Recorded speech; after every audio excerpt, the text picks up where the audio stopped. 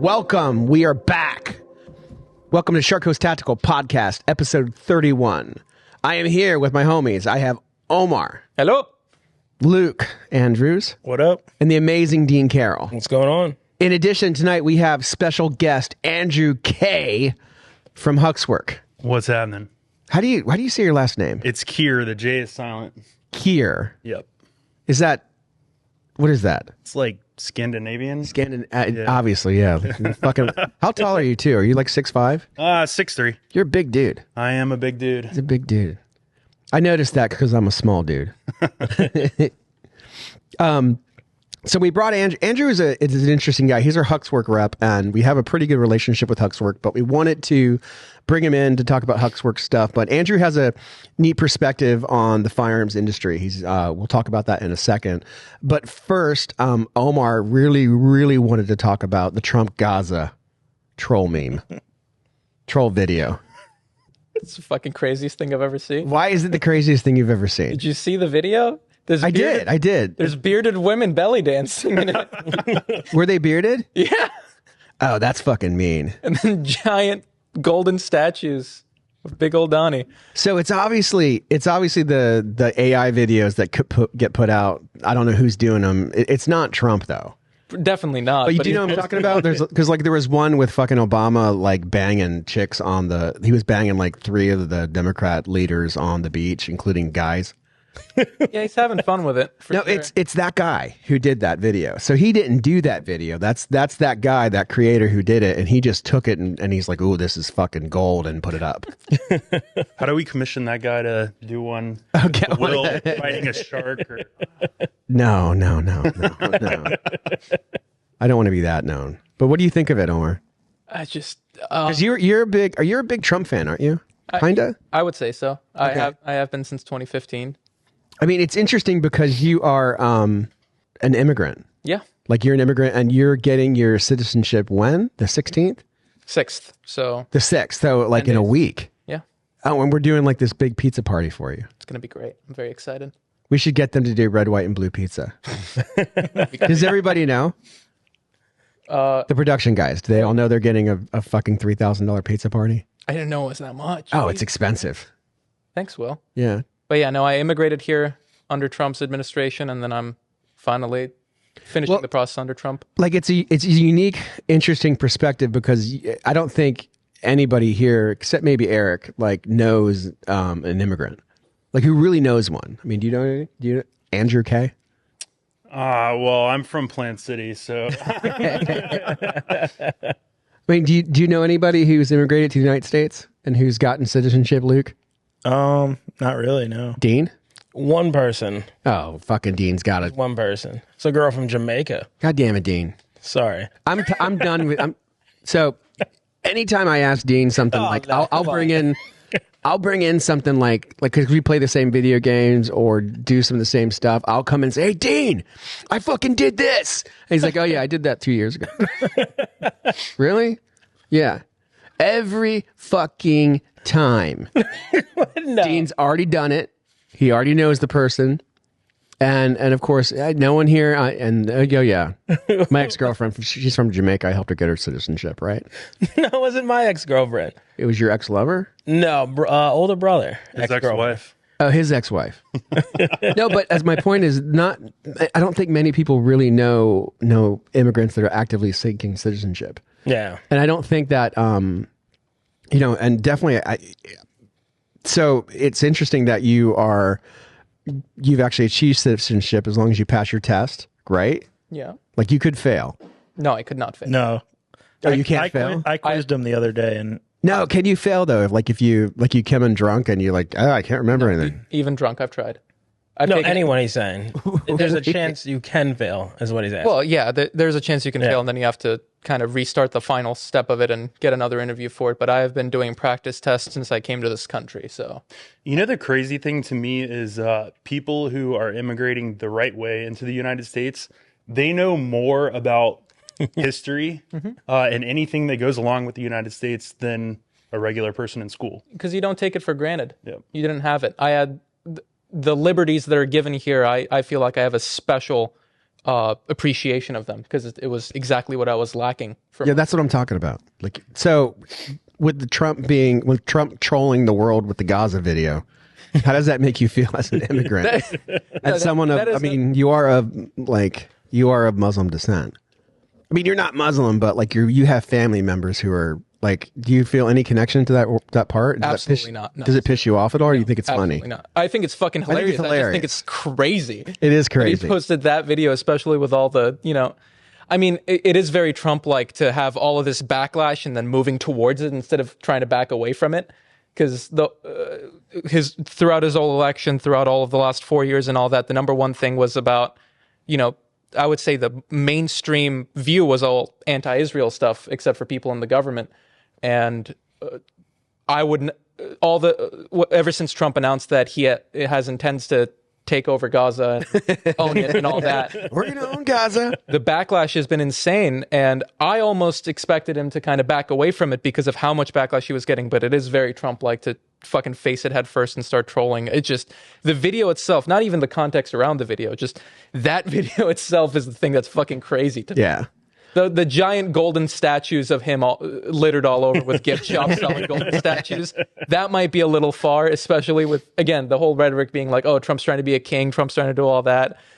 I don't know. It's not what I was expecting, but it's also should have been exactly what I was. He's just fucking, I think like they learned, I think like the whole world has learned that like just don't give a fuck. Like if you want to win, just don't give a fuck. Don't care about what people think. That's like the big key. Like don't be sad if somebody hates you, and just go and win. And I think like it's the same thing with the appointees. Like the like fucking Kash Patel is in charge of the ATF. Like what? Dan Bongino is assistant deputy director of the FBI. Like what the fuck? Tulsi Gabbard's in charge of intelligence.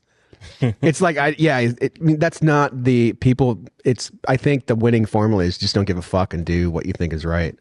But I mean that would just everybody's going to talk about that fucking video. It's going to fucking melt people. The Kash Patel thing is very, very nice. Can you imagine Joy Behar? Or not Joy? Who's the lady that was crying the other day? The bald black girl. Yeah, that's her. She's gone. I know, but can you imagine? Like she's probably going to post a video of her just crying. Yeah, they'll be doing it around. Or what? Who's that one girl? Who's the porn star? The porn star from Palestine. What's her fucking? Oh, come on, guys. Oh, Mia Khalifa. Mia Khalifa. Everyone knows that's her. It. Yeah. They're all just being silent. Come on. Oh yeah, I don't know anything about a porn. Is she from Palestine? Yeah, her family's from Palestine. I didn't know that. Oh yeah, she did a video where she like called out all American soldiers and how like the government doesn't give a fuck about you and you're gonna die, and yeah, she's bad news. It's incredible seeing all that, especially the whole like, I don't exactly, but the left, the movement of the left in this country is so fucking hilarious because it's compared to any other country in the nation on Earth, compared to any other country at all, and it's like when you come, I've traveled to quite a few countries and people being like, oh, women have it so hard in the United States. Like, name one other country. Name one where it's better. Same thing for if you're any minority and anything at all. I feel like you get... There's a lot of women making money from OnlyFans in America. 550,000 in the U.S. right now between the ages of 18 and 24. It is one of the leading jobs for that age demographic for women now. But 75% only make $1,300 a year, right? Isn't that the statistic? I don't know the statistic, but I just find it hilarious that it's that high of an amount. Like that's one of the leading jobs. That's a whole nother rabbit hole. Yeah. But so you think it's funny, but you are just floored by what they did? Yeah, kind of. The video itself is the fact that it has a soundtrack. Trump, Gaza, #1. They always do. It's that creator. He makes these videos. Like first they were all nice, and you'd always see like you didn't see the ones where there's a band. There's a band? Yeah, it's like fucking Putin and Trump is singing, and like there's these elongated videos of AI, and it's Putin, Elon. And when it's either a pro right wing thing or when they fucking rag on the Democrats, it's bad. Like there was a beach episode and it was like porn. Yeah, and there's a song behind it. You haven't seen these? No. I really like to study your algorithm and my algorithm. It's a lot of dead people. It's a lot of people dying. Right, a lot of people dying from It's a drones. lot of people dying. So Andrew's here. So the reason why I thought Andrew would be a great guest because it's an interesting story. So Andrew bebopped into Shark Coast, I think 3 years ago, and tried to sell me Huxwrx cans, and I was like, "Get out! Just don't do it." And I even said, I'm like, "Have you not heard of me? I'm kind of a dick." And he's like, "Oh, I've heard. I know." Well, it started at SHOT Show. Did it really? Yeah, I think I worked for the company for 18 days. For the company for 18 days, and you were the first person on my list to go and see because I knew you were going to have a booth there. And I mean, I live like 45 minutes from here. I think you're from Plant City too. We're both from around the same town. Kinda. So I wanted to like introduce myself as like not just like someone trying to sell you, but like somebody where we had common interests, this, that, and the other. And I think the first thing you said to me was, "Why do I want to do business with your company?" Well, that sounds like me. I'm kind of a hard ass when it comes to, I think it's because if you would have came in like the first time and said, and when I ragged on the muzzle brakes, and if you just said, "Will, do you know what the muzzle brakes do?" No, I mean, I know you think they look stupid, but do you know what they do? And I'm like, no. Do you know that we just take our can and you twist it like this? And then, because I know you have a hard time, Will, putting cans on. that all you do here, Will, come here. Just give me a second. Here, do this. Do you see this? I'd be like, oh, okay. Then you would have gotten my attention. If you would have went about that's the way to get to me that people don't. I think it was like the fourth or fifth time I came up before we actually were even able to talk. I remember a couple times you weren't here, and then one time Pierce was like, "Bro, I just don't have time for this," and I left. And the thing is too, I'm real loyal when it comes to my fucking what's the word, partners, right? Like the people I do business with. I'm real loyal to them. Like I've had, like, God, if you're a credit card person, I have the same credit card person for 20 years. Not 20 years, but literally since like the start. I had like my first gun show where I did big numbers. The credit card company that I had at the time fucking fired me and held all my money because they thought we were like, selling dope or something. And I called this guy up out of the blue who was the credit card company today, the guy today, Joel, and I've had him since that time. And people come all the time like, I will save you. I'm like, I don't give a fuck. Get out of my store. Because I'm just loyal to people I do business with. So when we have such a good relationship with Dead Air and Silencer Co. and Q, but I would never like it's like cheating on your girlfriend. Like you just don't do like, "Oh, I'm not talking to you." No, there's no way. I'm a Dead Air person. I'm a Silencer Co. person. I wouldn't dare use Huxwrx.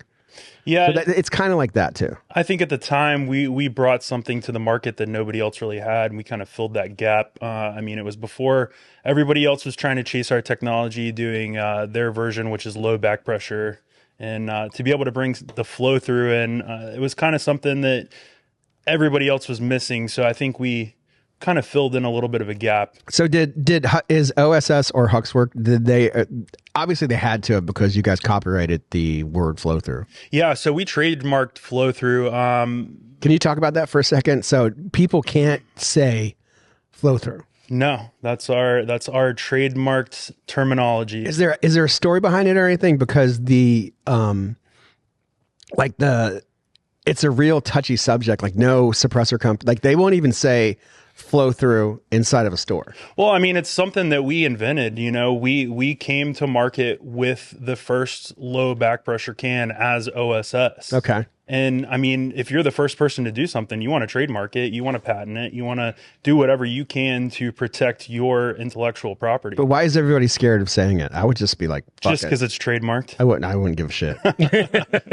When you're saying people are chasing it, like it's no joke. Going around SHOT Show, every single fucking booth, I go up to them. "Hey, what do you guys have new?" "Oh, we have a low back pressure titanium 3D printed can." Next booth. "Oh, we have a low back pressure 3D printed titanium 3D printed. Every single even non-sponsor companies. Yeah, exactly. Fucking Duramax making one. We've got one, by the way. I mean, theirs isn't low back pressure, or it's you change the caps. Yeah, they have a to which how you want it. They have a flow-through cap. It's a flow-through cap. Yeah. It's an interesting design. I do want to shoot it. Yeah, we will make videos.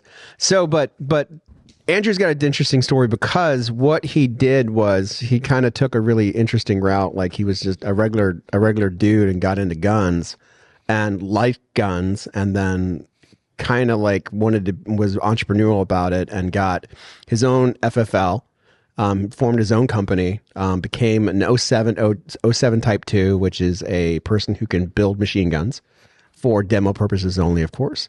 And worked that for a while, and then actually took the step to get into the industry.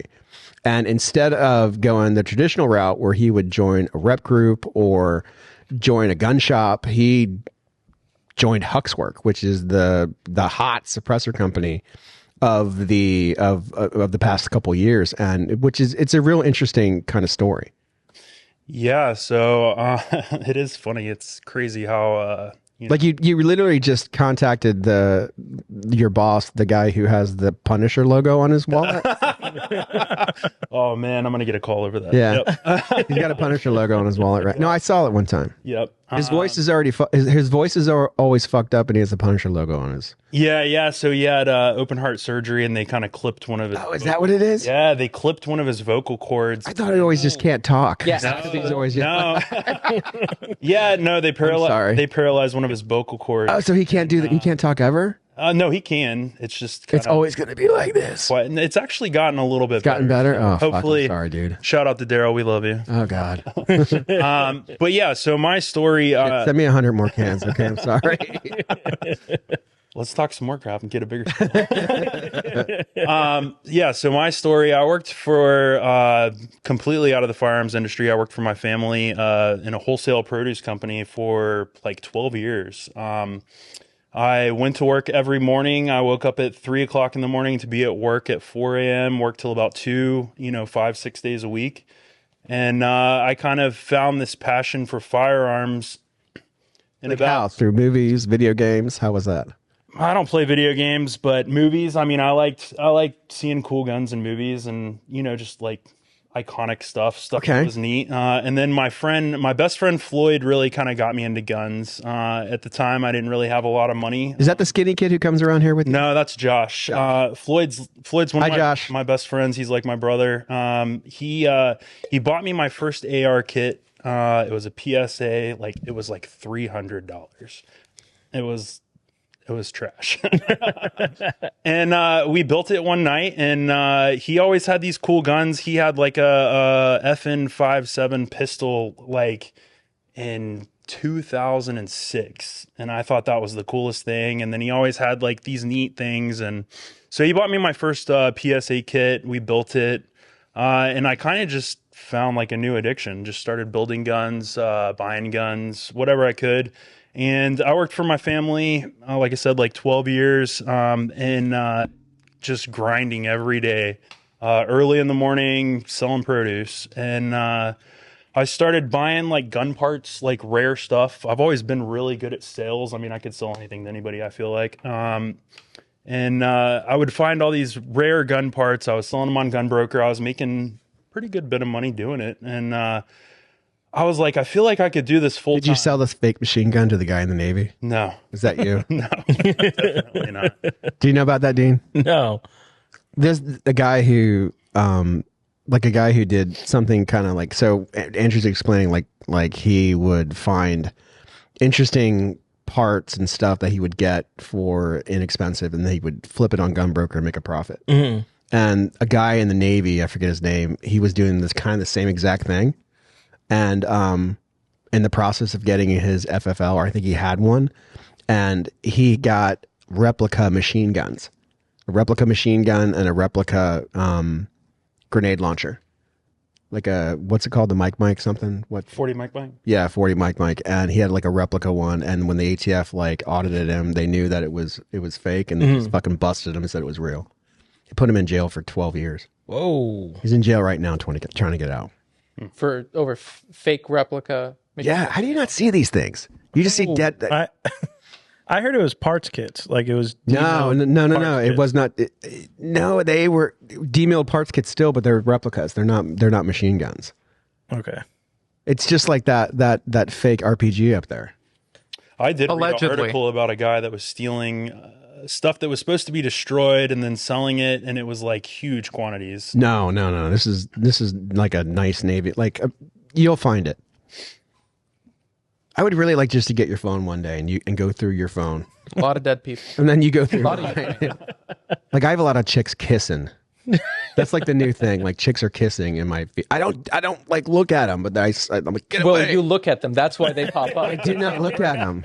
I do not look at. That's how it works. No, so go on. So how did it get to gun nerd flipping gun parts to FFL to like SOT07 and then to Huxwrx? Yeah, so I was selling gun parts on Gunbroker. I was making a pretty decent living doing it, I think. A little side money, I should say, not a living. And some stuff happened, and I left my family business in a way that I probably shouldn't have. And I thought that I could do this on my own. So I got with my best friend Floyd. We applied for our FFL SOT. Oh, so you have a partner? Yep. Okay. Yep. So we applied for our FFL SOT, got that, and started selling guns here and there on Gunbroker. I was just finding rare stuff, putting it on Gunbroker, trying to make a buck, and very quickly learned that you need a lot of money to start a gun business. And this opportunity came along. My friend Josh, the skinny kid, actually sent it in our group chat, and my boss put an ad on a NFA owners Facebook group saying that he was looking for somebody to join the firearms industry as a suppressor rep in Florida and Georgia. And I was like, why not? Let's try it. Let's see what happens. So I sent him my resume. We talked a handful of times, and he doesn't necessarily like hiring people that are already in the firearms industry. He doesn't want to get like one of those industry bros who's just going to pop around. He likes hiring people who are passionate. Kind of smart. Yeah, passionate about like firearms, passionate about suppressors, people that are actually going to work for the job rather than just like somebody who's looking for the next gig or somebody who's, just going to. So being around the industry for a while, like, do you think that was the right move? Like, have you met, what are they called? Industry bros? Have you met many of them? I have. There's a lot of people beat bopping around from a bunch of different companies. That would make, do you guys remember Pierce? That would make him so mad. He would get, he would get so mad at the shows because, these guys are so dumb. Why'd they have job? I got work for you. Sorry, that's kind of bad. That's what he would do all the time. Keep going. Sorry. But yeah, so I had a couple interviews with him, got hired on. I got hired on. And they're in Utah, right? Yep. It's like Utah's like the suppressor mecca. Like, why is Utah the suppressor? I have no idea. It's so weird. Does it have anything to do with the Mormon militia? I have no idea. But there are like 5 suppressor companies. It's a lot. Like, in the Salt Lake area. It's crazy. It's a lot. Like there's like what the. I never. Did you guys ever? Did you ever think like there was a Mormon militia until like a couple weeks ago, guys? No. Yeah, no. You know about? Oh God, you don't know about that either, do you? Mormon militias? Yeah. So apparently, like Utah was the only state that had its own militia, like attached to its church. Okay. And there's some controversy with the Mormon militia. Like they were first active in Illinois when the Mormons got kicked out. They lost a battle. And they got kicked out. They went to Salt Lake area, and when they were there, they formed militias to protect themselves and stuff. So the Mormons have traditionally used and loved firearms for hundreds of years. Interesting. And yeah, and then but like you'll go look up the Mormon militia. You'll learn. I don't want to get anything wrong, but then there's a little bit of controversy too. They allegedly, like one time, they allegedly slaughtered 60 settlers going out to Utah. They tried to make it look like the Indians did it. And there's a special on Utah. There's a special on it right now. What's it called, Luke? American Primeval. American Primeval, and it's based on real events. Yeah, it's really good. It's really good. Yeah, real good. I'm probably going to get you totally in trouble. We can take it out if it's that bad. It's all good.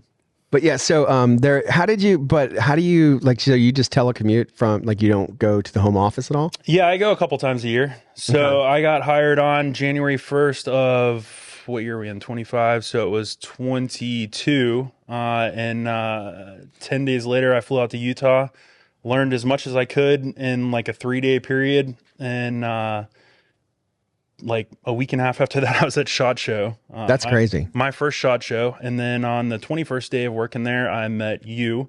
And you said, why do I want to do business with your company? It doesn't. And I was like, oh, here we go. It doesn't mean like, why would I? It's, you could have said, because we're going to make a big imprint on the industry, and you might want to get ahead. Yeah, for sure. That would have been the better. Then I would have said, oh. What did he say? He probably was I like, got really scared. I was like, oh God, this guy. it sucks. This is aggressive. I'm really trying to do better. But it's all good. I mean, our relationship has definitely grown over the last couple of years. Yeah. Yeah. I mean, God, I'm such a fucking dick. I'm really trying. But yeah, that was my first SHOT Show. That was my first experience. Did you guys really have midgets at one of your parties? Yeah. So last year we did midget wrestling.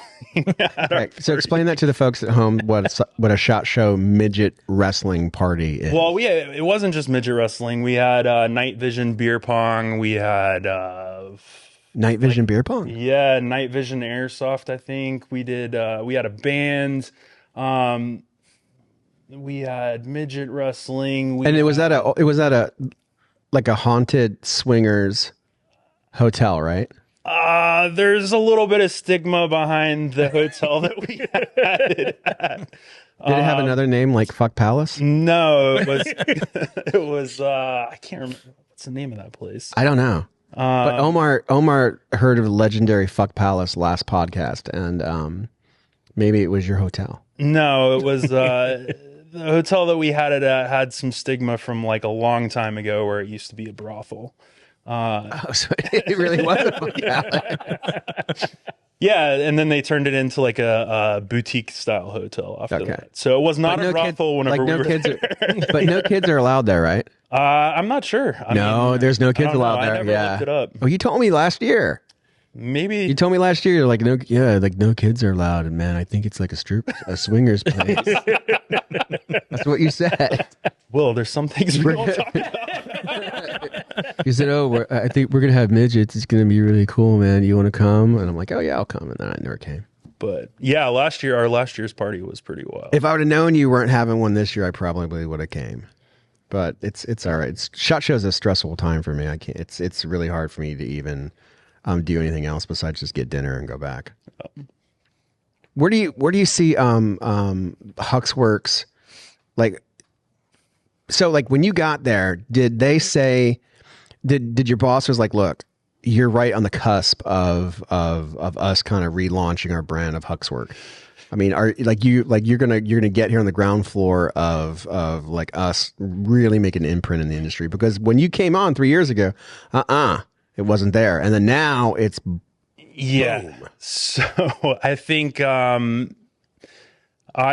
that anybody that gets hired on is maybe going to get one of those speeches, and I think at first we were kind of like, oh, okay, yeah. We'll see. It was kind of like a pumping up, like kind of boosting you, getting you excited to go to work for this company and sell. And dude, I'm so grateful for the time that I got in at this job, because it literally was like a turning point for our company when I got hired up. Absolutely. It had been Huxwrx for, I believe, around 8 months or so. And everything really changed when I first got hired on. It's crazy because our original SHOT Show booth, the first time that I was there, I would say it was maybe the size of a semi-trailer. It was just this long, straight thing. It had one meeting room. We had like 15 people crowded in this little thing. You couldn't walk around. And then last year, we have this 2-story with a podcast booth, multiple meeting rooms. I mean, our SHOT Show booth is insane. And it's nice. It's really, really nice. And to see like how much we have grown as a company, it's really like kind of mind boggling. You know, Would you guys agree that like out of all the suppressor companies that came up in the past 3 years, like Huxwrx really went boom? Yeah, well, I remember like it was probably like 2 or 3 years ago. You guys sent like a bunch of cans to a bunch of different YouTube people, and they all came out with videos on the Hux flow. And I remember like seeing all these videos, and then people coming in saying, "Oh, I saw so and so shooting this. Like, can I see that? Can I?" And I was like, fuck 'em. I just remember that being like that was like the moment when all those videos came out that like this company, you know, they're growing. It's crazy. I remember last year at SHOT Show, you told me like, what did you do to get all of your suppressors on every I did. company's I did. I'm like, what did you SHOT do? Show? Yep. It was everywhere. They were everywhere. But that's it's smart. And it's cool, like now, even like we're still seeing stuff continue. Now you see like what do you call it? Geisley's putting our muzzle devices on all their guns. Sons of Liberty too. Sons of Liberty, ADM is doing a bunch of stuff. All these companies are. The Sons of Liberty endorsement is pretty huge. Yeah, Sons of Liberty does a lot with law enforcement. That's why. And law enforcement loves our suppressors. So. Who can you tell us the military contracts that are public knowledge that you can disclose? I can't talk about military contracts. Law enforcement then? We do have FBI contract. So for the all HRT, the FBI, the HRT, the HRT guys are using our suppressors. U.S. Marshals. The good guy. Omer, explain what the HRT people are. Okay, or not. The guys at Ruby Ridge. Oh, I mean, I didn't mean that. I mean, they do, like, as far as they are like the elite of the elite, though. Like the HRT people are the elite of the elite in the law enforcement world, correct? Absolutely. I mean, like they're like the Delta and yeah, I don't know of any other agency that can shoot an unarmed woman through a door like that. But they do. They train more than anybody. Yeah. Okay. Kidding, dog. He's still working on his citizenship. Oh yeah. Cash Patel. So yeah, FBI, U.S. Marshals. I mean, almost every law enforcement that I walk around or talk to, they say that they use our cans doing law enforcement shows. I hear it all the time. Who else? There's I think the ATF uses them as well. Oh God. Yeah. You got all the winners. Yeah. But I mean, a lot of it has to do, like, when we transitioned from OSS to Huxwrx, we really wanted to focus on the professional side. So all of our cans are like start off as like professional products, and then they carry over into the commercial market. So it's not just sound suppression that we're going for. We're also going for, obviously, the flow through with gas mitigation, where you're not breathing in all that stuff, because a lot of people don't know that those gases are really toxic for you. It's carbon monoxide, hydrogen cyanide, ammonia. Like, it's stuff that's really detrimental to your health. There's a lot of cancers that have been found from that. There's all different kinds of stuff, whether it's like nerve damage. We have a scientist on board and a doctor that go through and like research all this stuff and like the bad stuff that comes along with suppressors. So explain to the folks at home why flow through is like the thing now. So the way that our cans work, let's see here. So the muzzle device sits inside the blast chamber. We have different channels. So the gases are going to go into these channels. They all go forward, backward, and then forward again. And it pushes all the gas out of the front of this. So it's not just a hole in the can like Kevin Brigham said, right? Ours are not. No. So where a traditional baffled suppressor, the gases are going to choose the path of least resistance, which is back into the firearm. Mm-hmm. So with that, you're getting over-gassing in the system. So the bolt's going to go faster than what it would. With ours, there's very minimal bolt speed increase. You're looking at like 1 to 3%. So that's more longevity on the rifle. Yep. So the gun's going to work the way that it was designed to work. You're not going to have an adjustable glass block. You're not going to have to change buffer weights. The gun's going to shoot. If it shoots unsuppressed, it's going to shoot suppressed. So you don't have to tune anything. You also don't get all the blowback in the face. The gun's going to perform cleaner. So I don't know if you've ever shot, I know you've shot suppressed. A couple times. But viewers at home, if you've ever shot suppressed or you have a suppressor at home, traditional baffled suppressor at home, shoot a couple rounds through your mag, pull your mag out, and look at your ammo. It's completely covered in soot. It's all black. Oh, yeah. With ours, you can shoot almost the entire mag, look at your ammo, and you're not going to have any of that on there. So that shows you how much cleaner it is on the gun. What do you think of the Huxwrx cans, Omar? I love them. I've always liked the Flow 556K because this is the cool guy can that all the cool guys have. It's the cool guy can. Yeah. And the other stuff I wasn't super interested in, especially like the 30 cal stuff I kind of shied away from because I personally, the only 30 cal thing I have is a blackout. And in my mind, I was always like, oh yeah, Hux, flow through cans are going to be loud. The only 30 cal thing I'm interested in is for quietness and whatnot. And then I actually started shooting them. The Flow 9K is like mind blowing to me how quiet it was. Yeah. It makes you excited. I'm gonna get one as soon as he lets me. Yeah. What about you, Luke? Because you're definitely like Luke is the traditionalist of the bunch. Yeah, I mean, I still run a traditional can, but What traditional can do you run? Saker 556K. Oh my God, is that really what you have? Yeah, The highest, the oldest can in the building. 556 can. it's got a lot of back pressure. So much shit in that can. I got a It's got a lot of back pressure. No, I think Pew Science. I have like an rated it as the H5 highest. buffer. Really? But man. yeah, I shot at going out to the range, I've shot my friends. Like I shot Andrew, who works with us, his Knights. Yeah. He has one, and I'm like, God, this is a whole nother level. Like I've heard people say that the Hux Flow is the only can that doesn't make your gun worse. Like if you're not shooting. Correct. You know what I'm saying? Like it really has no effect on your gun when you're shooting. And I shot for years without a suppressor, and then putting one on, like you don't really realize that, like as a novice, you don't really realize how much the suppressor affects the whole system. So I remember I bought my first suppressor years ago. I was young. I didn't have a lot of money. I bought my first can. I think I paid. Which one was it? It was another company. We don't talk bad about other companies. We don't need to talk about it. Okay. Yeah, so it was a traditional baffled suppressor. So I bought this thing. I paid, I don't know, somewhere around $800 or $900 for it, which for me at the time that was a lot of money. I had to save up a couple months. I bought the can. I put it on my gun. My gun wouldn't work right. So it was jamming up.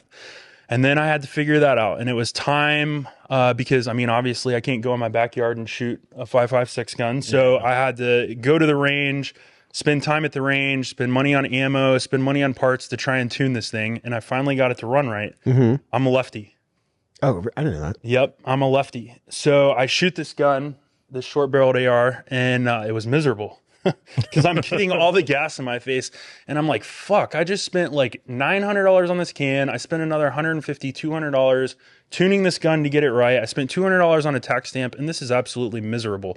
I put the can up, and I didn't shoot it. Oh, wow. Yep. Because, as a lefty, your face is right there next to the gas port, especially on an SBR. You're just getting blasted in the face, and it was just like, oof, this is not fun. So when I had the opportunity to shoot a OSS, it was different than anything else I had experienced before.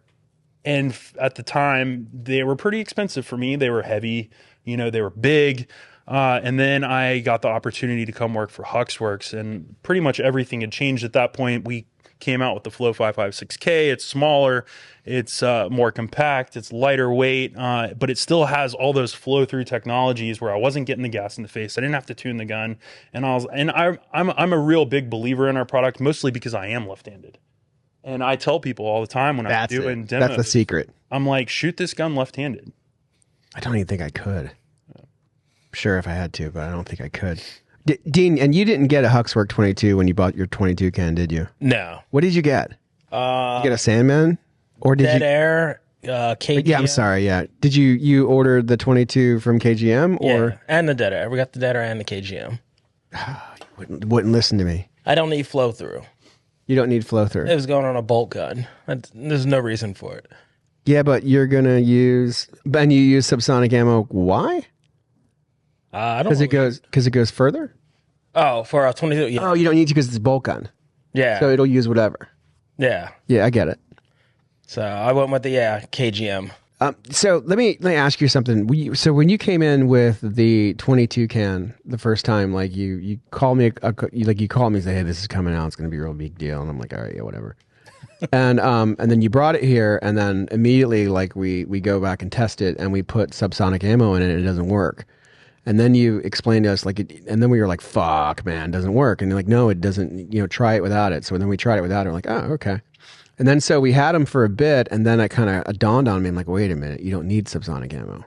That's a whole nother beast." And so then I quickly took one and shot it, and fell in love with the Flow 22, which I have famously said many, many times. And so when it came out, did your people like do that on purpose, or did they just make a Flow 22 because it's what Huxwrx does? Yeah, I mean, all of our cans are going to be flow cans. We'll never make a non-flow through can. I mean, it's kind of like. But so did anybody like say when they were telling you guys about it, like, look, you like go to your dealers and say you don't have to use subsonic ammo anymore? I mean, you can use subsonic ammo with it. I think that ammo just. For some reason, that ammo just was picky on that gun. Because I have used subsonic ammo, but you don't really need it for some reason. I don't know why. I can't really tell you the science behind it. I wasn't really told you don't need subsonic ammo. It's just something we kind of learned. Kind of just learned it. Yeah. It's something I've only heard from you, Will. And I feel like it's a personal experience. You feel like it's just like I just made something up in my head. You bring it up every time. Like when I was doing the Hux video, you gave me your 22 can. You were like, tell the world, right? And that you don't have to only use subsonic ammo. And I saw the video, and you begrudgingly, like I think Will wanted me to say that blah blah blah blah. He wanted me to say this, and then you're like, bing bing bing bing bing. I think a lot of people don't know that standard velocity 22 is typically naturally subsonic. Like CCIs, I think they're like 1070, and then 1080 is supersonic.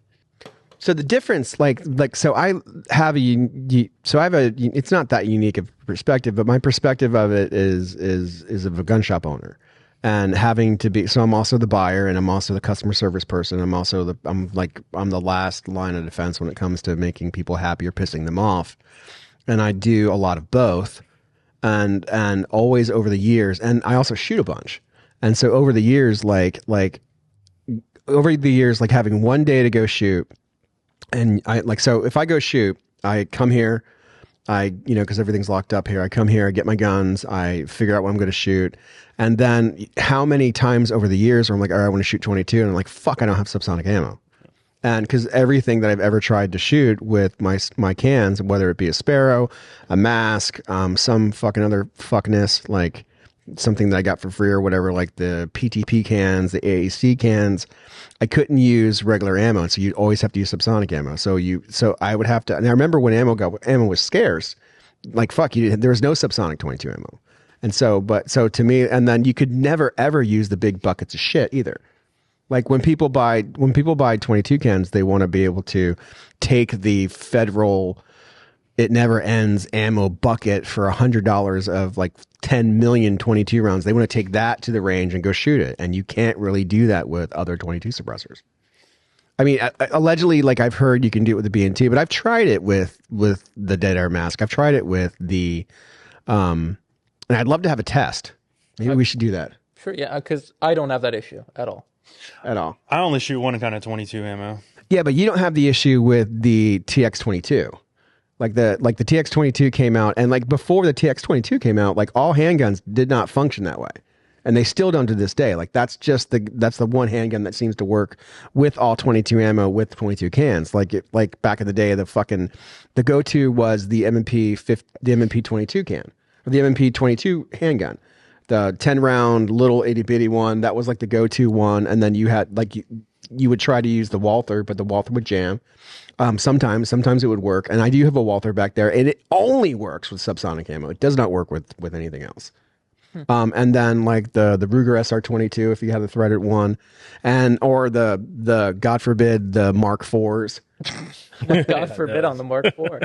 Well, because I mean, like before you could take it apart, right? Before you could take it apart and you stuck a can on it, like it would fucking dirty the fuck out of it, and it wouldn't work. Oh, you're talking about like Mark III days where you had like 3.5 business days to disassemble and clean. You never disassembled and cleaned it because no one knows how to put them back together. Yeah, fair enough. Like nobody knows, but so, and then you would put a can on that, and if you even using subsonic on that on the Mark IIIs back then, they still would jam because they would get so dirty and they were so, and then so, but with the, so maybe it is my own little fucking thing in my head that I invented, but it seems to work for me.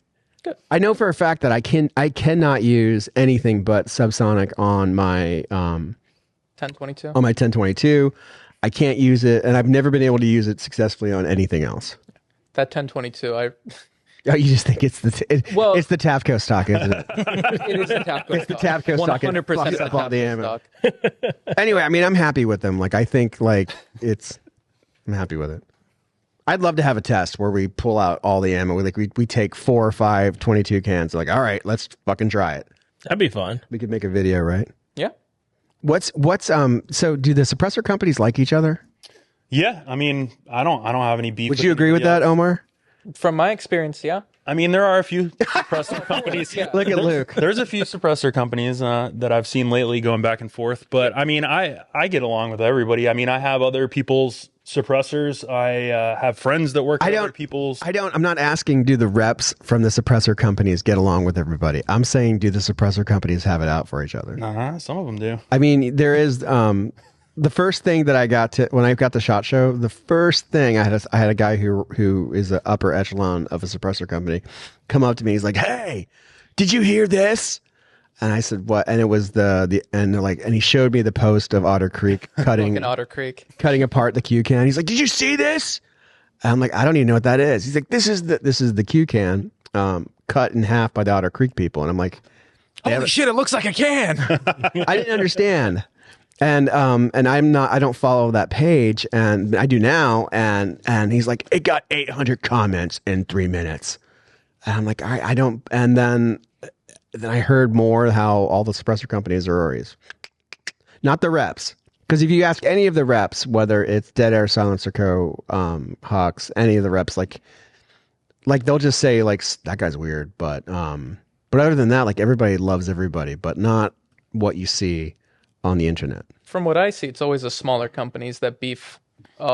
Like the big ones, I feel like all are very happy with each other. From at least what I've been able to see, and you know, They're all rich as fuck. yeah. Like I've never seen. Let's say the Utah companies, the Utah silencer companies don't really beef from what I've seen. They're kind of just like nice neighbors. I don't know if you can attest to that or not. I don't live in Utah, so Fair enough, yeah. But like it's whenever I see silencer company beef, it's always like one small company beefing against one large company or the other way around. yeah. And it's funny because some of these companies have just like such a cult like following, you know? Yeah. Like, I'm a cult member. Are you? No, I mean, it's just, I'm very, very loyal to the brands I work with. I mean, you could probably construe that as me being like a cult member.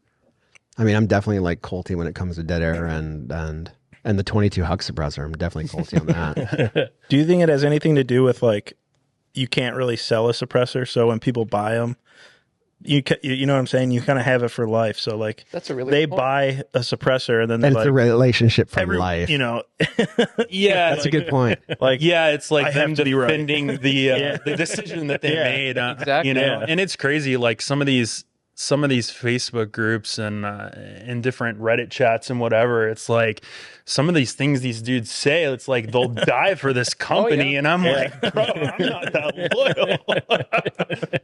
loyal. Are dealers weird? Because you deal with I mean, how many accounts do you have? I have all of Florida and Georgia. So every single shop that like who wants to be a direct Hux dealer goes through you. I love every one of my dealers. Is it weird?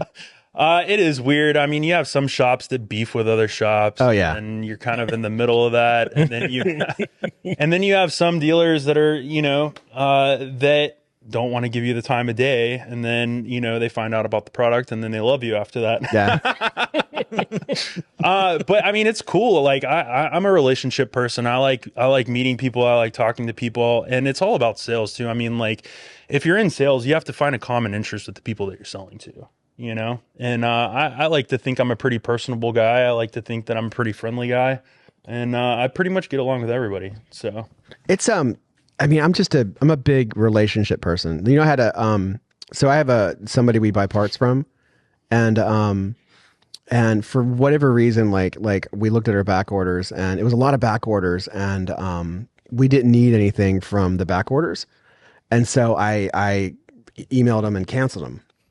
And he sent an email and said, "Hey, I want to come down. I want to see you on Monday." And I'm like, "All right, yeah, sure." So I had my assistant make a meeting, and we met face to face. And he's like, "I just want to know, what are you doing?" And I'm like, "Well, like our bill is a lot, so I don't want to buy any more right now. I just want to chill out and use what we go through, and then we'll keep going. But it's I've got a lot of product." And he's like, "Well, but who you're buying from?" I'm like, "What?" He's like, because he thought that I canceled all my shit and bought from somebody else. He thought that somebody came in and like fucked him by a couple dollars. And I was like, "Oh, okay, cool. Yeah. Like I'll start buying your shit now. Fuck this guy." And I explained to the guy, I'm like, and he flew down here from like another part of the country. And I said, "Did you fly in today just to meet with me?" He's like, "Yeah, I did." I'm like, "Dude, I wouldn't fucking do that." Like, I don't get that. I don't get like how people would like, I would rather, call you a homie or have a good relationship with you and pay a little more than save a buck. Yeah. You know what I mean? That's just not me. Yeah. I just don't choose to live that way. Like I'd rather, like, if I make a little less money, I don't care as long as I like the person. Yeah. I mean, I can choose to, it's you can choose who you want to do business with. It's not like your family. No. Like I'm stuck with my daughter's baby's daddy. I'm stuck with that guy. I can't choose him. But I like him now. He's all right. Yeah, I think every one of my dealers, I've found some kind of common ground, whether it be like music that we like, whether it be guns that we like. I mean, you can always find common ground with anybody, and I like every one of them. So, before we talk about machine guns, I've got to say thank you to our kind of sponsor. So, right there, we have a case of Omni energy drinks, which to me really feels like methamphetamine, but in a liquid form without getting high. But seriously, Omni energy drinks are wonderful energy drinks given to us by the owner of the company. They come by every podcast day and give us just a couple cases for us to drink during the podcast. And I gotta say thank you. So if you have a chance, try out Omni energy drinks. There's like, something like you have your 07 SOT.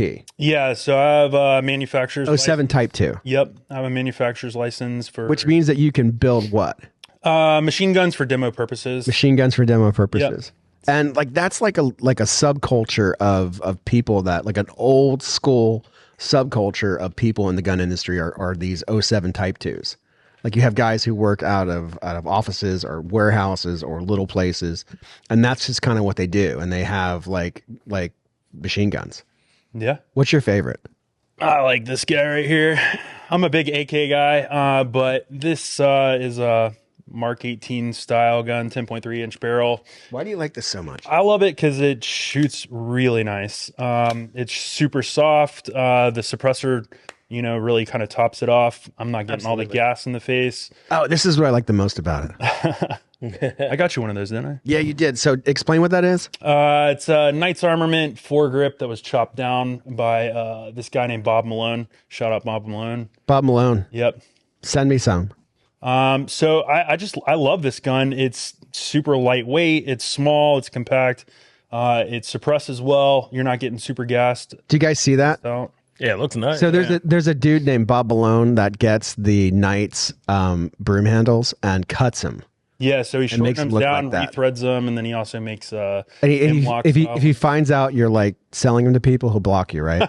yeah, he wasn't super happy about that. Yeah, I got one. But Yeah, I like his extra one. I love this gun. What's your dream machine gun? Like if you could build anything for demo purposes only and with possible sell to law enforcement, what would you like to have? I got to think about that one. A minigun. Really? Yeah. yeah. Dude, why not? Because it costs like $300 for half a second. It's a dream gun, Yeah. What about you, Omer? Like, if I could have anything? Like, say if you were an 07 SOT 10 years later, and you have the ability to do the funds, to the time, the expertise to build stuff like that, what would you like? Glock 44. Oh yeah, I saw that. The 22. Those are Yeah. cool. Yeah. I've shot one. Or like a concealed carry, like Glock 43 with a switch on it, so you can just problem solve. Okay. What about you, Luke? Either like a RPD or like a An drink. RPD? Yeah, You mean the those are Keltec. cool. The Keltec. No. What's that? What's the RPD? Is that the? It's like a medium. It's a oh, the Patrick Swayze AK. LMG from Russia. Yeah, it shoots, it's but it the- shoots 7.62 by 39. That's the gun that Patrick Swayze had in Red Dawn, right? Yeah. Maybe, Yeah, that's what it is. They'll put- Yeah. He used a drum. but the MACV SAW guys used them in Vietnam, and they would cut Oh 'em- no, yeah, different one. Yeah, that's that belt fed one. yeah, yeah, they you're would, they thinking would of an RPK. yeah. they would cut them down, and those are just so sick. Do you think they really cut them down? Oh, Andrew, you would know. Did they really cut down those guns? Yeah, or- there's pictures. Yeah, of yeah, them. yeah. There's I pictures saw, of them. I saw guys where they cut the barrels on. I saw pictures of it, and I posted it to like a fringe page, and they're like, "Yeah, that's fake." What? Yeah. Because I took a picture. Because I saw one. Yeah, I saw one of the MacV Saw guys with one, and I thought it was the coolest fucking thing ever, and they told me it was fake. But that would be cool, right? That Cut would be one- cool, Yeah, yeah. cut one of those down. What about you, Dean? Damn. I always wanted the minigun with the backpack with all the ammo in it. Hell yeah. Predator Yeah. You're gonna style. carry it? Yeah, Predator Yes. style. You know how much that weighs? I'm not a pussy, so I'm good. The ammo would be like 300, 400 pounds. I wanted. That's what I want. Dean, you're a very masculine man. You know that?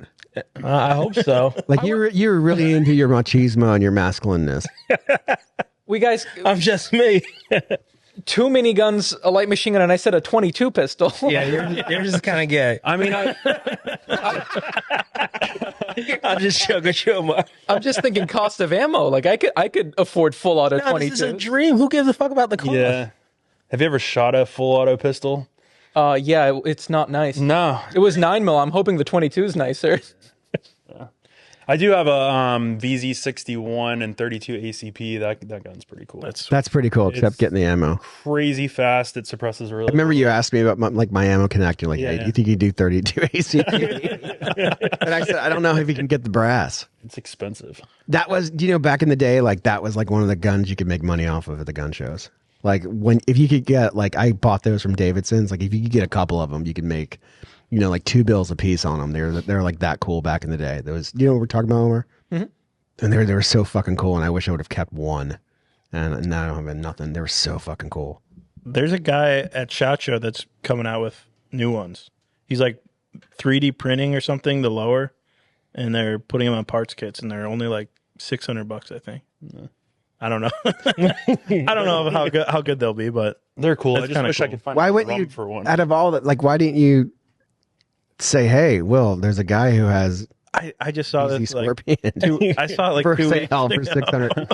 Oh, you didn't see it when you were there? Yeah, no, it was in the basement. I didn't get down there. But So now something that's a little different, like we've never really had an AK nerd on the podcast yet, and Omar definitely isn't into AKs, and either is Dean. And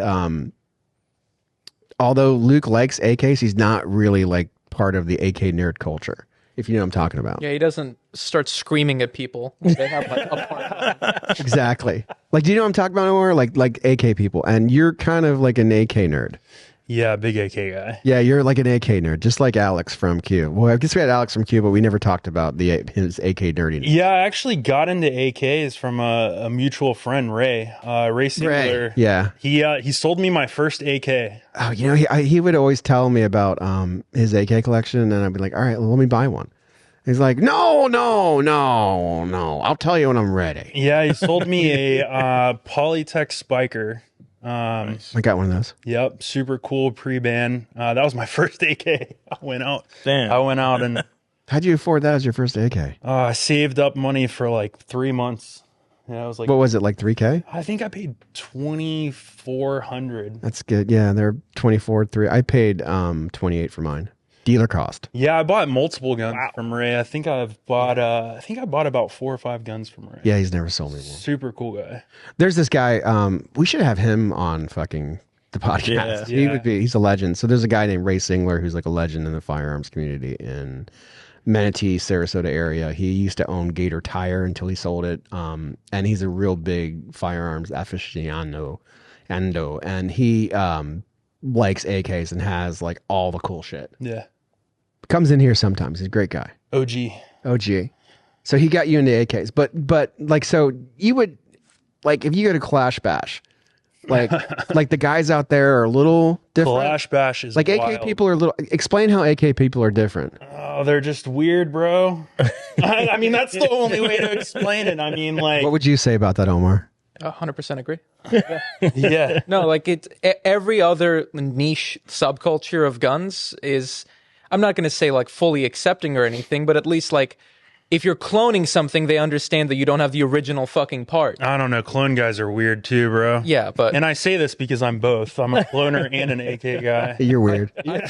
I've just never seen a single like AK build under $50,000 that AK guys were happy with. They're always like, it's got to be perfectly dead Numbers on. matching. It's everything, and it's like if you've cut costs anywhere, if you just like I'm gonna spend $20 on this part instead of $4,000 for the original, they'll spot the pixel in the photo that makes it different. They're like, you're a fucking Yeah. poser. That's not a real Zenico rail. Yeah. AK guys were the original like cloner people for sure, because like the cloner guys have definitely, I think, gotten worse than the AK guys as far as like the different communities and whatnot. As You far as pass me I want the one with the guy on the surfboard. calling you Do out, not need and a second one. telling you you're a poor because you don't have this certain thing, whatever. But yeah, Clash Bash is crazy. What's the deal with? Why do people dress up? It's like Comic-Con for guns. I remember we went a couple years ago, and there was a guy riding around in a Pee Wee Herman costume. Was he on a bike? On a bike, yep. On like the exact bike from Pee Wee's Big Adventure. And And where's this place? it's in Texas.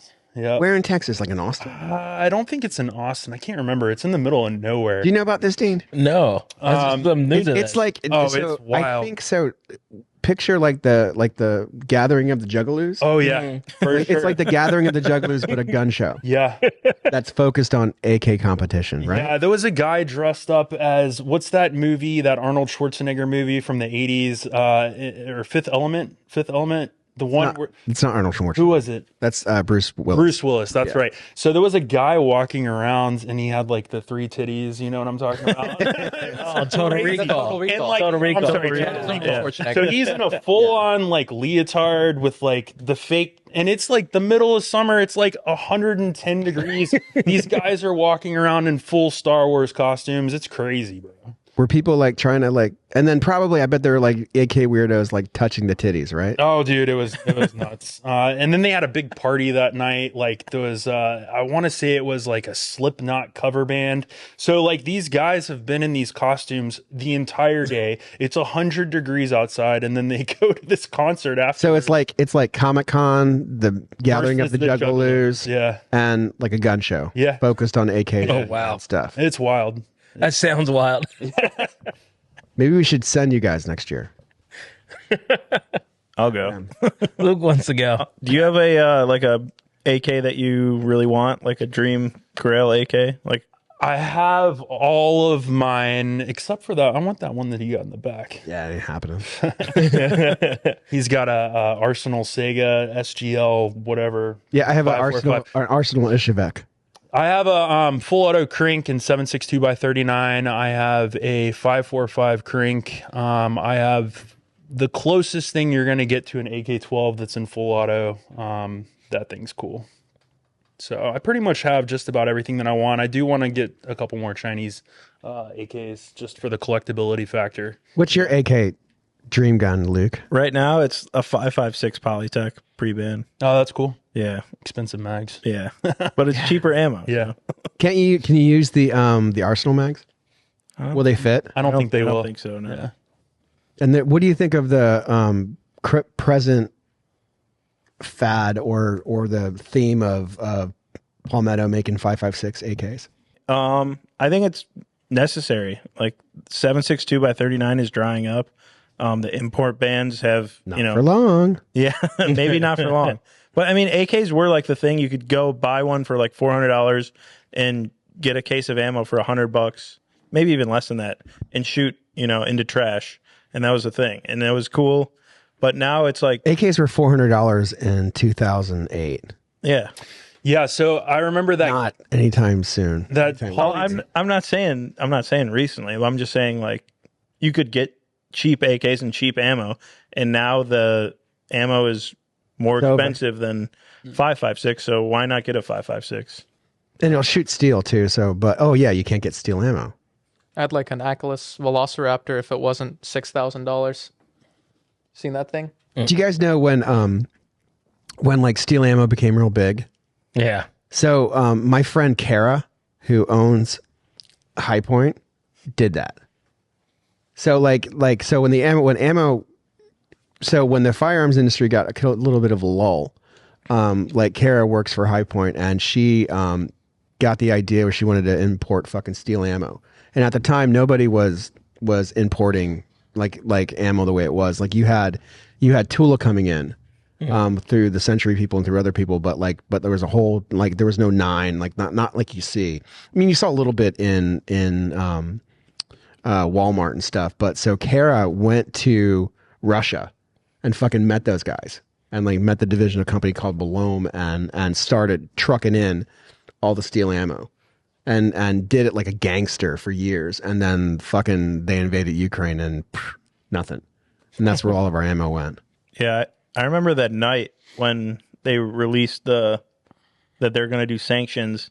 I called Dean. It was like 8:00 at night because I ran on our website to buy AK ammo, and it was already gone. Yeah, Will already hit me up.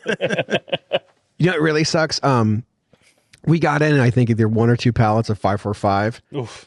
And I told you guys, when you get down to the last, I mean, I maybe I'm just making up in my head, but I imagined I talked to you guys and said, hey, when you get down to the last 10 cases, don't sell them.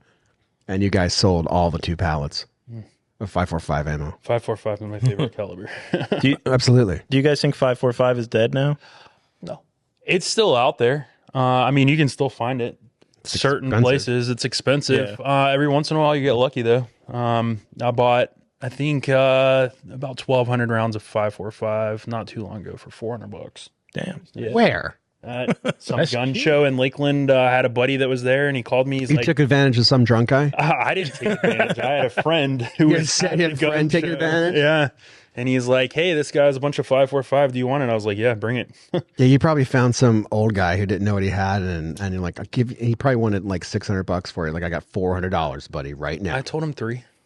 It's horrible. I'm sure once the war is over and the Ukes don't need it anymore, we'll get Well, more. what's crazy is, I mean, 10 years ago, you could buy that ammo for 10 cents a round. Yeah. So It's Those BAM cans. like it was that, and what was the other one? Was it the Tokarov round? 7.6 by 25. Yeah. Yeah. It was that round. You could buy Tokarov or Tokarov for really cheap, and Makarov ammo for really cheap, and not as cheap as Tokarov, and then 5.45 by 39. It was the dirt cheap, And the Mosin, the 54R. and the Mosin. Yeah. Ooh, Rip the Mosin. Those are the rip the Mosin. Dream Full Auto is a PKM. The 54R just sparked changed it it. in my mind. Changed Yeah. it. Well, I thought we were talking. I got to pay for the ammo if it's a Dream. PKM. I would like to get the VSS is pretty cool, VSS. but I only wanted a 9x39, and that ammo is damn near impossible to get. I would like a Genesis 12 gauge with a Huxwrx can on it. That's what I would like. I would love to see you shoot that. Did I hook you up with the guy?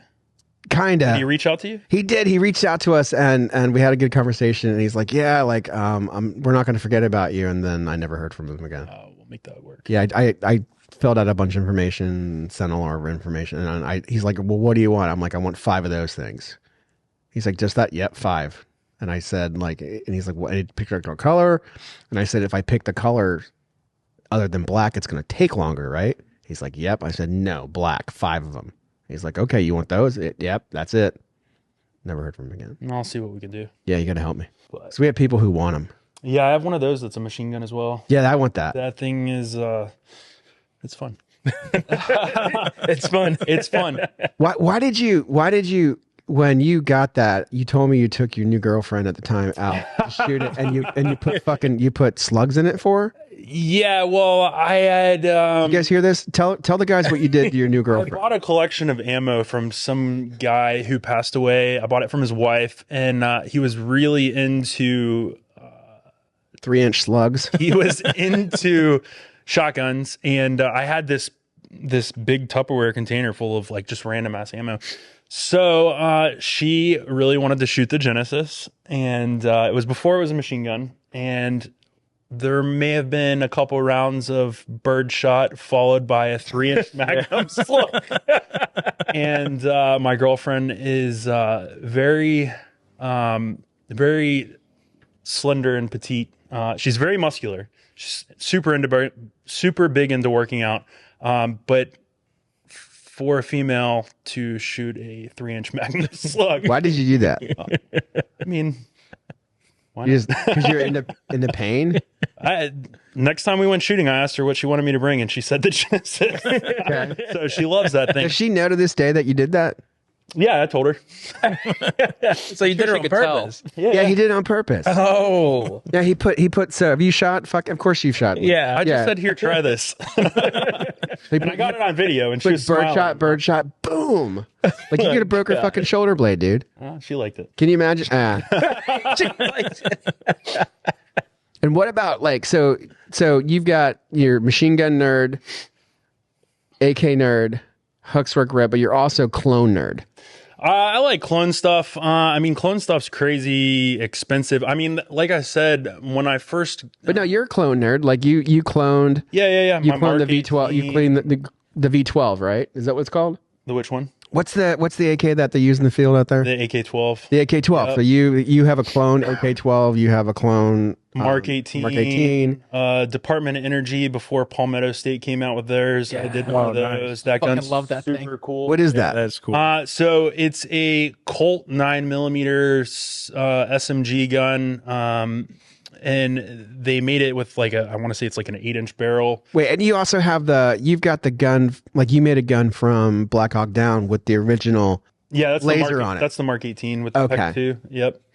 You guys seen that? No. Yeah, it's like the fucking laser's like this big. Yeah, Pec 2. It's like the old school non-vis laser. Really It's cool. How'd you find that? I have a friend that just somehow finds random stuff. Like he does what I was doing before I started with Hux. Oh, he'd find shit. Yeah, just find stuff, scouring the internet. I mean, that's kind of like how I got into the whole thing. So are there like Facebook groups, Reddit pages devoted to cloners? Oh yeah, for sure. What are cloners weirder than AK people, or AK people are weirder than cloners? Cloners are savage, man. Yeah.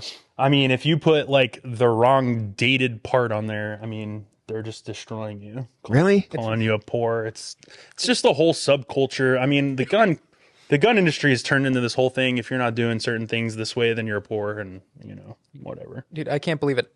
Alex over on the other side, he brought in one of his clone C7 uppers for one of the clone guns he was doing for us to do work on. And it got misplaced, and he thought we like lost it, and he was freaking out. He's like, "That's like $1,000 upper," and I was like, "What does it look like?" And he pointed at an upper. He was like that. He's like, "How do you tell it apart from that one?"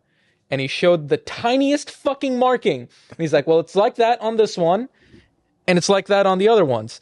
And I was like, "And that makes it worth $1,000?" And he goes, "Yes." Yeah, I had this EOTech, this CAG coded EOTech that I found somewhere. I don't even remember where. I think I paid like $400 or $500 for it, and some guy offered me $1,200 for it because it finished off his whole CAG HK 416 gun. Nice. Crazy. How did you get into cloning though?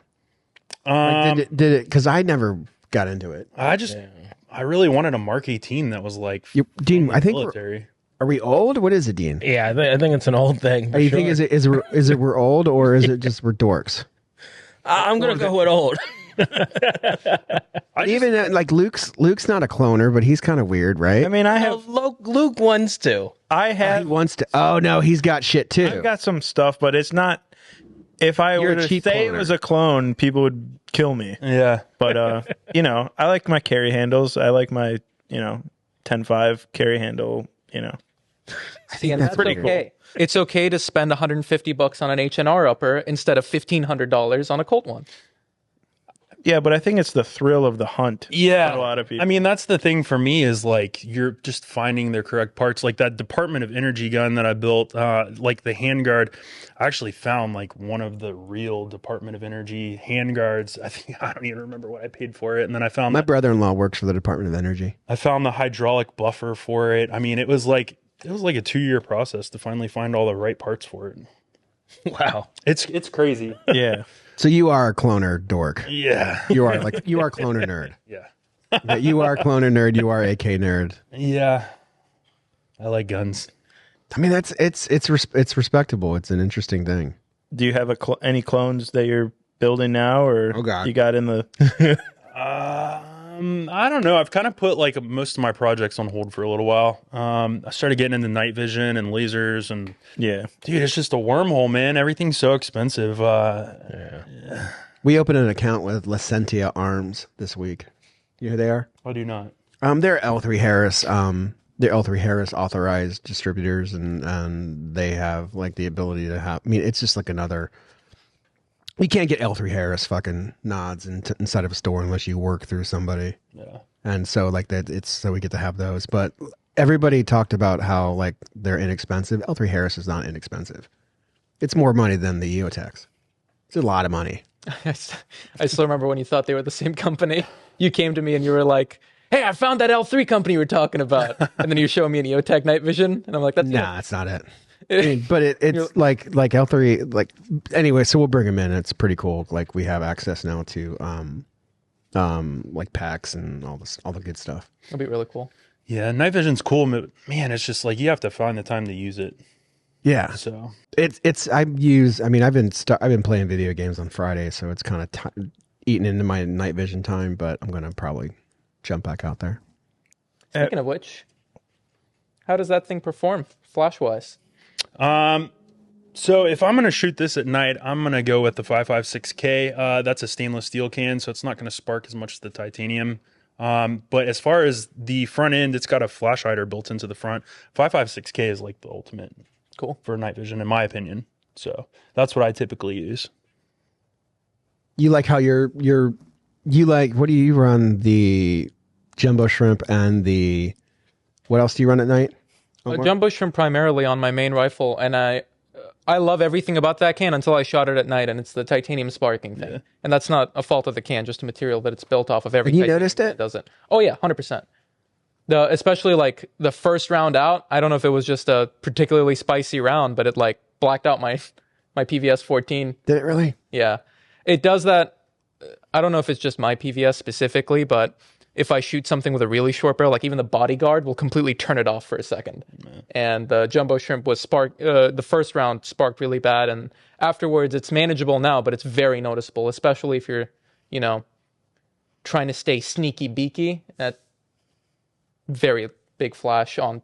I mean, it's not really flash, it's more spark, right? Yeah, it's just titanium doing titanium things. So, but I am looking for a steel can now specifically for night. Do you want to put some type of thermal on your night rig, like so you can have nods and thermal? I have a thermal on my gun, so I have a skeet IR on your night round. Yeah, on my gun, but I don't have one. So I don't have one on my nods. I have a set of PBS 31s dual tubes, and they make like a thermal overlay. How'd you get a skeet? I have a friend that acquires stuff. It's fucking. I don't know. I mean, no, skeet's $9,000. I have the older version, so yeah, it's the more pixelated one. There's have you seen the Infotech little thermal thing? Yeah. Those are cool. Yeah, we have like 20 of those coming. I'd like to try one of those for the pistol, right? Yeah, but you can piggy mount it. I do have a friend that has a Skeet IRL, which is the expensive one, and then he has a PBS 14, and one on each side. And I put it on, and then it's so weird because like your brain will either put them together or it won't. Right. And I was wearing it, and after like 5 minutes of wearing it, I could just see the two come together. Oh, wow. It was super trippy. I want to put. I think I'm going to do an LPVO and then add add the thermal thing on top of it instead of adding another little red dot. Yeah, so I have the skeet on my Knight's gun with a aim point behind it. It's pretty cool. They're 7,000 cost. Holy. I might be able to get you one. Yeah, they're 7,000. Like, right? Jesus. Yeah, like, do you know what I'm talking about? Yeah. I want to fucking say the- the newer ones are like 15 MSRP. 15,000. I think so. Yeah, they're fucking a lot of money. Yeah. But I don't have that one, so. Yeah, I don't know. I don't know if I could do that. I don't know, man. Being in the industry will really kind of It is. drain your bank account. I mean, it's just like this. I got the new EOTech OGL, and it's just like, How'd you get that? someone called me and was like, "Hey, I got some of these. Do you want one?" And it's like, "Sure." And how much is that? Oh God, They're not even out yet, though. They're out somewhere. you can find them. You can get them. Yeah, I think I'm going to call EOTech tomorrow and say, what the fuck? They were just here. They were here yesterday, and I asked them, I'm like, where are the OGLs at? And they're like, oh, yeah, they're not out yet. Cancel all my back orders. Before we go, what's your dream clone build? My dream clone build. A minigun. What about you, Omer? Oh, skip me. Okay. So, do you notice that SHOT Show, everybody has a fucking minigun at their booth? Like there's so many miniguns at SHOT Show. Is it like a thing? Like, that's like is it like the ultimate gun nerd to have miniguns? I think it's just like the ultimate flex. Is that what it is? I mean, I saw a minigun come up for sale as a no law letter machine gun not too long ago, and it was like $70,000. That's not which that is much. insanely cheap Yeah, that's because I think cheap. the last one that I saw as a no law letter machine gun was like 125,000. Yeah, I saw an M60 for 125. I would like to get a Stoner 63. That Yeah, would be cool. That was That was mine. yours. Yeah, they're cool. Yeah. What's they're the so Stoner cool. 63? Go ahead. It was like a kind of a machine gun. I guess it's belt fed, but you could also do magazines. Yep. You can put the magazine on top. You could put it on the bottom. It was really cool. Yeah. Like just very modular, way ahead of its time. And you, Dean? What about you? I don't have a clone gun. Yeah, you're not into that shit. Yeah. No. I have nothing. Nothing. And Omar? Mark 13 Mod 5.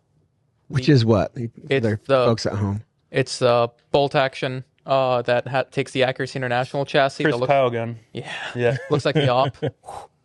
Yep. I have a friend that has one of those. Really? Like completely cloned out. Yeah. That's Yep. With the can and everything. And the can, I mean, I think the cans are going for like $10,000 Yeah. these days. I want the SBR Mosin. the Obrez. Yeah. It's not an SBR. It doesn't have a stock. It's a pistol. Yeah, whatever that fucking thing You know, is. we That- can make you one of those for like $400. That's what I want. We should all pull our money together and get a little one for Christmas. That would be like the thing that I want. Yeah. Of all clones, you want the thing that some dude made out of his giant rifle because he didn't have a pistol. Yeah, that's So he what just sawed it down. I- We'll put a yeah. suppressor on the front yeah. end. Yeah. That's, That'd be pretty cool. that's what I. That's yeah. Jesus. Look, I want like to it. look, Andrew. I want to thank you for coming by and for spending time with us. If you get the chance, come into our shop and check out Huxwrx. They make great cans. I think all of us here like them except Dean because Dean doesn't like anything Not true. except Dean stuff. I want the new 9mm can for my home defense, my AR-9. Oh, really? Yeah. Holy shit! I do want that's what I actually decided want to go something. to. Yeah. All right.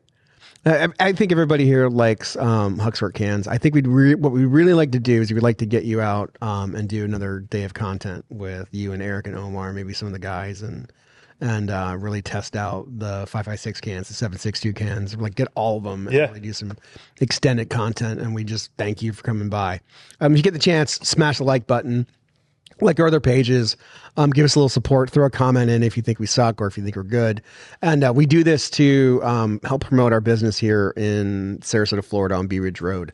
SharkHostTactical.com and Shark Host Tactical on Facebook and Instagram. And we thank you for coming. Cool. Thank you. Thank you. Peace. We'll see you again.